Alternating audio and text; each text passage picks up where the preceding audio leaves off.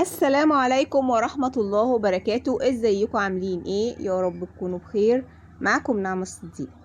النهاردة زي ما انتم شايفين هنعمل مع بعض السوسيس او النقانق في البيت. طبعا هنعملها زي ما بتشتروها من السوبر ماركت بالظبط. طعم هو مش فارق خالص. ومش هنعملها باللحمة. هنشوف مع بعض هنعملها ازاي. بس قبل ما نبدأ وصفتنا نسمي الله ونصلي على رسول الله وعلى آله وصحبه وسلم. اول حاجة هيكون معايا معلقة كبيرة من البابريكا والملح ومعلقة صغيرة من الفلفل والثوم البودر والبصل البودر والزنجبيل، كل ده معلقة صغيرة، ومرقة دجاج واحدة من الفلفل الحار واتنين فص ثوم مفروم. وهيكون معايا نص كيلو من الفراخ صدور طبعا، وبيضتين ونص مع كوباية من النشا ومعلقة صغيرة من البيكنج باودر. اول حاجة معايا بقى هجيب الفراخ كده واقطعها علشان انا عايزة افرمها فرم جامد جدا، فهبدأ اقطعها. عايزة اقول لكم ان ولادي كانوا فاكرين ان انا شارية العجينة جاهزة وجايباها من كتر ما هي مش فارقة خالص عن اللي موجود في السوبر ماركت. طبعا هتفرق معاكي في السعر جامد لانها هتوفر معاكي كتير، لان دلوقتي الواحده منها غاليه جدا يعني. فنص كيلو فراخ هتعمل لنا كميه حلوه ما شاء الله، وهتوفر معانا كتير، والطعم طبعا مضمون. دلوقتي انا فرمت الفراخ وهحط عليها التوابل اللي انا قلت لكم عليها، وهبدا افرمها مع بعضها، وطبعا البيض كمان، وهحط النشا. هحط كل مكوناتي مع بعضها في الكبه وافرمهم فرم كويس جدا جدا. كمان هستخدم معاه شويه زيت كده علشان خاطر العجينه ما تبقاش ملزقه معايا.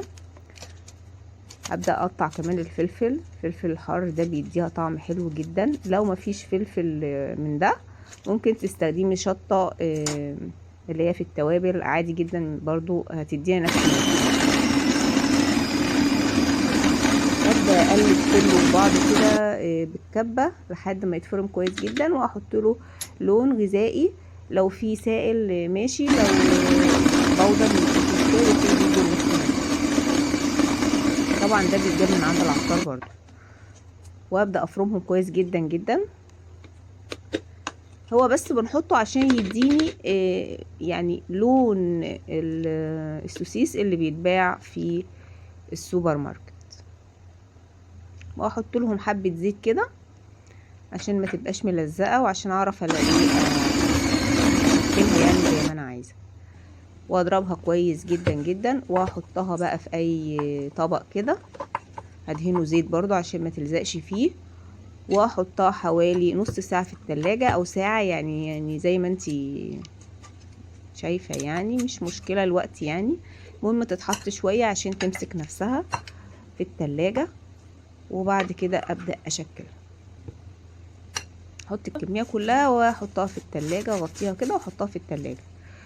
وبعد ساعة ابدأ اشكلها كده. هي خلاص اتجمدت، يعني التلاجة خلتها اتشمعت خالص. ابدأ بقى اكونها.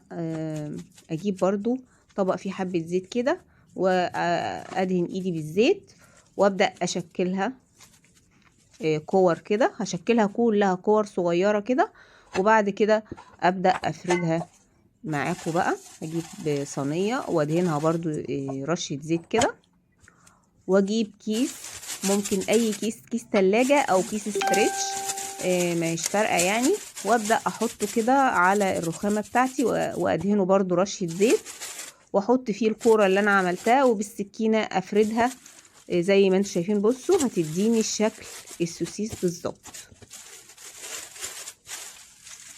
ما شاء الله تحفة جدا. لو انتوا شفتوا الفيديو لحد هنا انزلوا بقى اعملوا لي اللايك الجميل بتاعكم. نفس الحكاية اعمل كل الكمية كلها بالمنظر اللي انتوا شايفينه ده. يا ريت تصلوا على النبي كده في الكومنتات، اللهم صل وسلم وبارك على سيدنا محمد وعلى آل سيدنا محمد.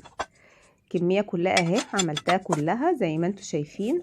هبدأ بقى اجيب صينية كده على النار، احط فيها شوية خل ومية طبعا يغلوا. انا بحط الخل بس عشان الصينية ما تسودش، لان الألمونيا المية لما بتغلي فيها على النار بتسود.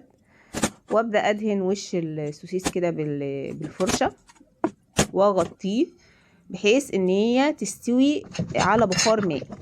بتاخدش 5 دقايق لان انا لسه هسويها تاني في الزيت، فمش فارقه معايا. المهم انا كده بعملها كده بس عشان افرزها في الفريزر. لو انا هحطها في الفريزر بعملها بالشكل ده، تمسك نفسها وتبقى خلاص يعني مسكت نفسها زي السوسيس كده بالظبط. احطها بقى في الفريزر. بصوا هي مسكت نفسها ازاي، لدرجه ان انا وانا بقطعها زي ما انتم شايفين خلاص هي ما عادتش العجينه اللي انتوا كنتوا شايفينها من شويه. بصوا بقطعها، بصوا عامله ازاي. هو سوسيس جاهز يا جماعه، والطعم رهيب، يعني الطعم مش فارق خالص. انا كنت ببقى مستغربه اصلا قبل كده لما اجي اكل السوسيس ده، قلت طب ايه الفرق بين السوسيس والسجق؟ ما الاتنين مثلا من اللحمه. لا، انا عرفت بعد كده دلوقتي ان السوسيس بتاعنا ده مش من اللحمه خالص. المهم بوريهولكوا برضو وانا لما بقليه بيبقى شكله عامل ازاي. هو زيه زي الجاهز. دي الطريقه السريه بقى اللي انا عرفتها، طريقه المصانع. قوموا جربوه كده والله هتنبهروا من النتيجه. تحفه تحفه تحفه. بس كده انا قليته اهو، تحفه جدا. لو عجبتكم الوصفة ما تنسوش تعملوا لايك وسبسكرايب وتفعلوا الجرس عشان يوصل لكم كل جديد من القناة. وما تنسوش تدعوا لابني مازن بالرحمة والمغفرة.